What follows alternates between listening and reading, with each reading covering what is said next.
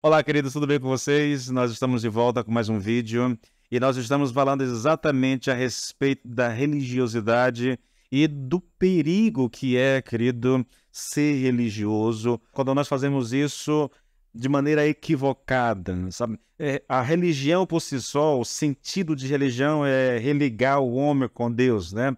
É o sentido bom, mas a prática religiosa muitas vezes nos dá uma confiança fake, falando, né, de alguma coisa de falsidade. A religiosidade nos dá uma confiança fake. É verdade isso, sabe? Nós podemos ter uma falsa confiança. Por causa de algumas práticas religiosas, as pessoas podem estar pondo a sua confiança em um castelo de areia, no fundamento que não é fundamento, que não subsiste às pressões da vida e às tempestades da vida.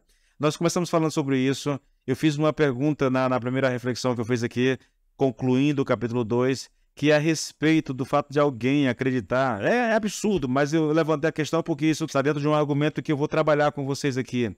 Então, alguém poderia acreditar que nascer no Brasil, nascer em algum país, daria direito a eles a salvação? Os judeus acreditavam nisso e eu disse que os ingleses, durante algum tempo, também acreditavam nisso. A segunda questão, mesmo sabendo que é forçar um pouco a barra a levantar esse tipo de questão, né? Mas estaria alguém disposto a acreditar, querido, que seja salvo, como os judeus acreditavam apenas por ter nascido no Brasil? Ou estaria alguém pondo a sua confiança no fato de ter sido batizado? Eu sei que acreditar que alguém possa ser salvo porque não nasceu no Brasil é forçar um pouco. Eu tenho consciência disso e eu estou apenas provocando vocês. Mas vamos lá. Será que você estaria pondo a sua confiança no fato de ter sido batizado? Agora já não é mais provocação. Agora eu não estou mais instigando você. Agora eu estou falando de algo que é possivelmente uma realidade na vida de muitas pessoas. E quando eu falo de batismo, querido, aqui não faz nenhuma diferença se você foi batizado na infância ou quando adulto. O que interessa aqui é saber se você está pondo a sua confiança no batismo. Se você pensa que é o ato do batismo que o salva e acerta a sua condição, faça você o que fizer em sua vida, a sua situação é idêntica à dos judeus, porque era assim que eles viviam. Assim como eles confiavam na circuncisão, assim também você pode estar confiando no batismo. Seja o batismo por aspersão, por imersão ou por qualquer outro meio que você preferir. Você está confiando nisso? Você descansou com relação à sua salvação porque você foi batizado nas águas? Cuidado com isso, querido, tá bom? Eu já disse, o batismo é um sinal da regeneração, mas o batismo não é a regeneração. O batismo não salva ninguém, o batismo não regenera ninguém. O batismo é um testemunho público daquilo que nós cremos, mas muitas pessoas podem ser batizadas sem de fato crer no Senhor Jesus Cristo como seu Senhor e seu Salvador, ou ter uma crença equivocada, tá? Vamos um pouquinho adiante aqui agora. Eu sei que muitas pessoas, querido, confiam que ser batizado é sinônimo de salvação. Mas isso ainda não é tudo ainda. Eu vou um pouquinho adiante agora com mais perguntas. A pergunta é, estaria você confiando no fato de que é membro de uma igreja? Ou ainda, né, o fato de você ter o seu nome no hall de membros de uma igreja te traz alguma segurança?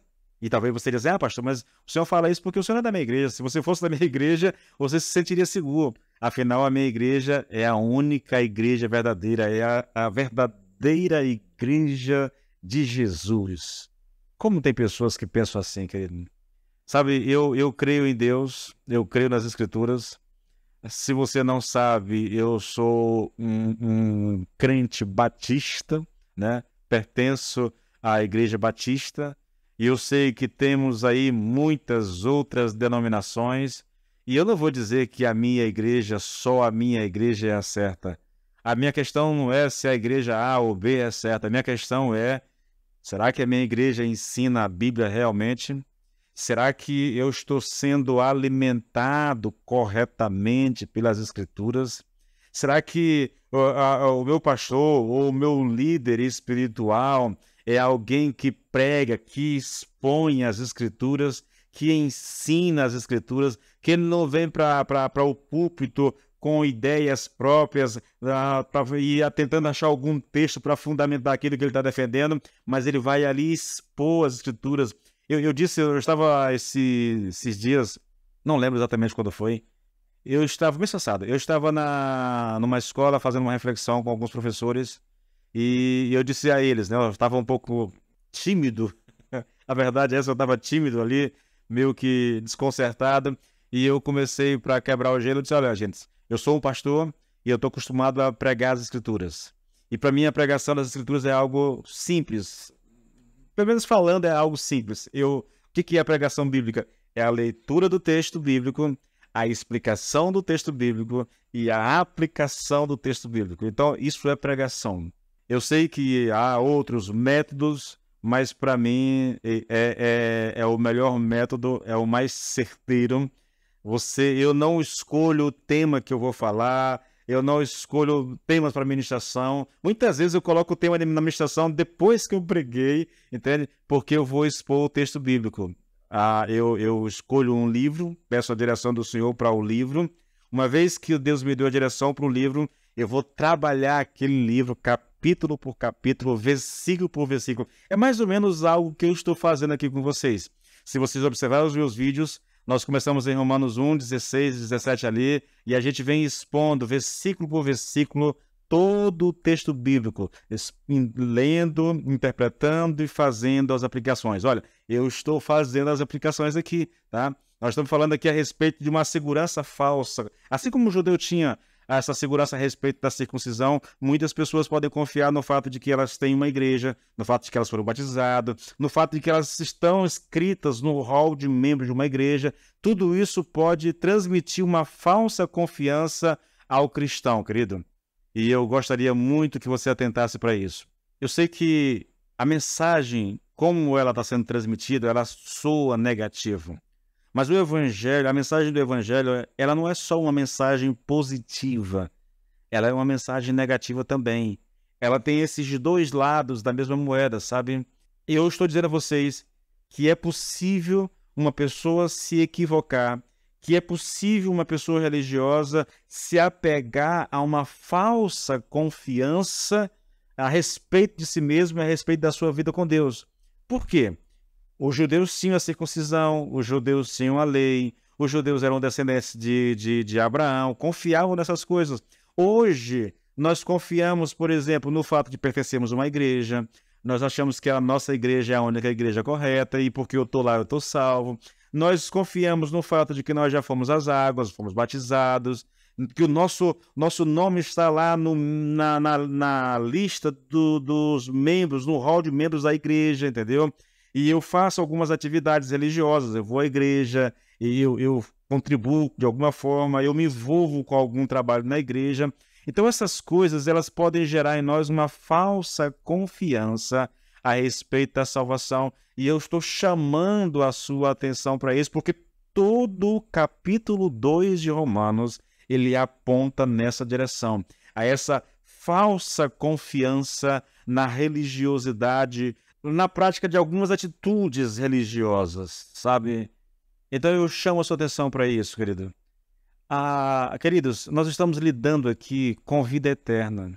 Nós estamos lidando aqui com a possibilidade de viver a eternidade em sofrimento, se nós entendermos errado as Escrituras Sagradas.